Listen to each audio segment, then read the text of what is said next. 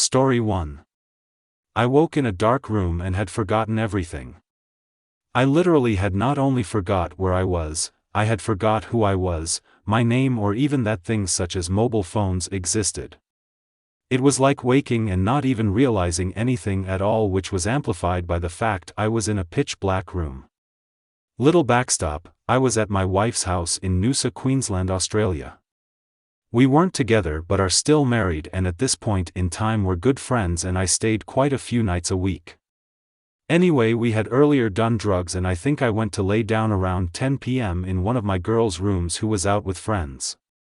I don't know if I had a stroke or what happened, but I woke to all these people having the most bizarre conversations, and I for some strange reason thought that I drove a truck and was at some truck stop. What I could hear was actually The Office playing on a TV, but I didn't know that. Then I realized I didn't know my name, and this really freaked me out, being in such a dark place. For all I knew, I had just been birthed in another dimension.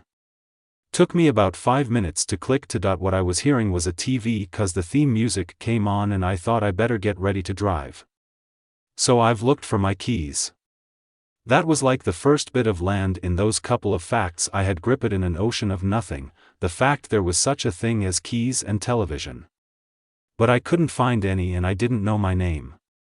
Where I was, I still thought of as a truck stop for some reason. I don't know why the hell I thought that. I hate driving any distance at all, and trucks are noisy and generally shit me. So I'm laying there thinking I'd better yell out and ask for help, because at this point I had become extremely freaked the hell out. Then in a light bulb moment I thought, where's my phone? Then the puzzle started falling into place kinda. I yelled out, hey, can you grab my phone? And my son answered, and I immodestly remembered him, and just at the sound of his voice, I remembered Facebook existed and what my name was, and that I was certainly no truck driver. In fact, that would have probably been an upgrade, but God was I glad to have recognized my son's voice, which triggered a thought of my phone to my Facebook to my name and where I was. I quickly went out and asked him where my wife was and tried to explain what a bizarre thing had happened to me, and I still was piecing bits together. I for a long time after couldn't stand the sound of The Office, but I'm now a huge fan, having watched RHE entirety 3 times easy. But those minutes alone in the dark were very bloody scary. Trying to work out where, what, who and why in the pitch black really put me out of sync, and it took me ages to recalibrate.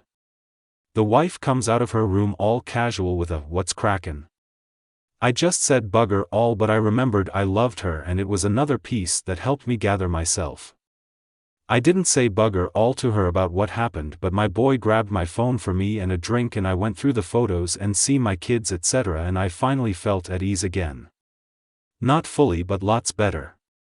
It took me a while to get over what happened, and I still don't understand, but am fully grow 7 dead and not stuck with a lost feeling, as it were. An atypical scary story, I know, but I'm telling you, those first 10 or 15 minutes were frightening as hell. Story 2. And then, I looked up. I'm a police officer in the southern USA, in a suburban department of about 100 sworn officers. I work in a college town. I've been on about 10 years now, made sergeant 4 years ago, but at the time of this story, I was just 2 years on, working night shift patrol. I've been lucky that not a lot has affected me, mentally anyway, during my career. I don't have kids. That's how it gets to you usually. You can build all the mental walls you want, but when you have an emotional connection with your kids, and see something happening to kids, the walls mean nothing. Anyway, this one stuck with me. Still makes my hair stand on end. Especially when it rains. It was September. Just after midnight. I get put on a call of shots fired. Now, normally these calls turn out to be either fireworks, or perhaps a car backfiring, but mostly fireworks. So unless we get multiple calls on it, or a confirmed gunman or someone confirmed wounded, we just send one unit. That night it was me. The "shots fired" was reported around a college football stadium. This was during football season, so there were a bunch of really big white tents set up all around the parking lots for tailgaters.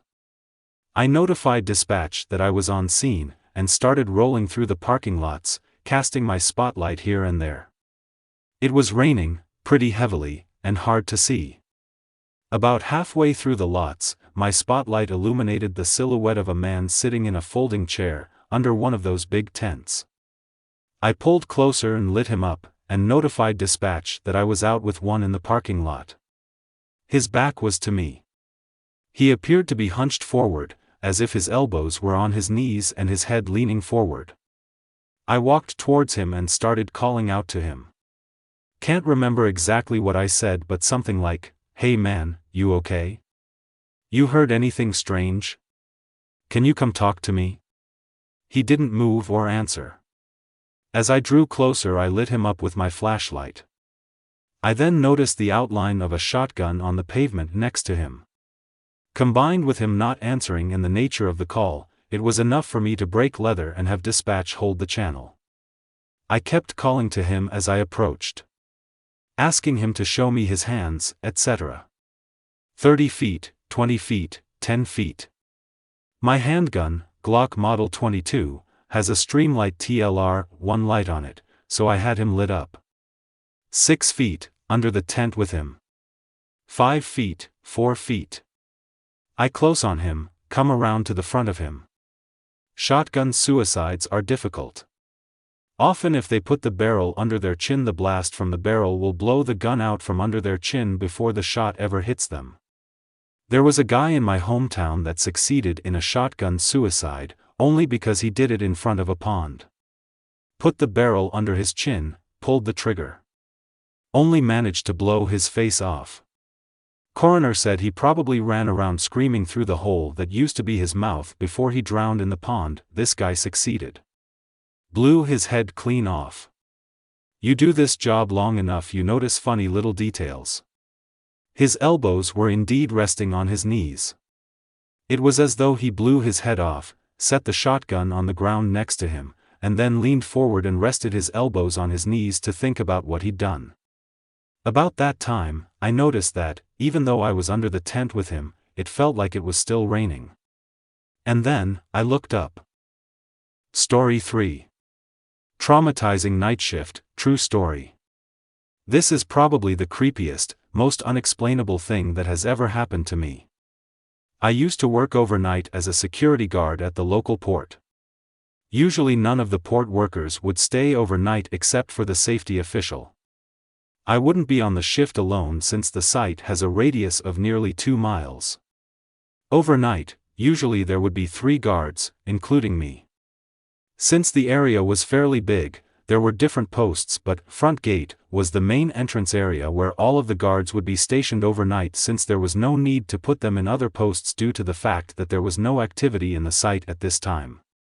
The veteran guards that have been there for years would often say that the site was haunted, given the fact that there have been accidents and deaths that occurred in the area a long time ago.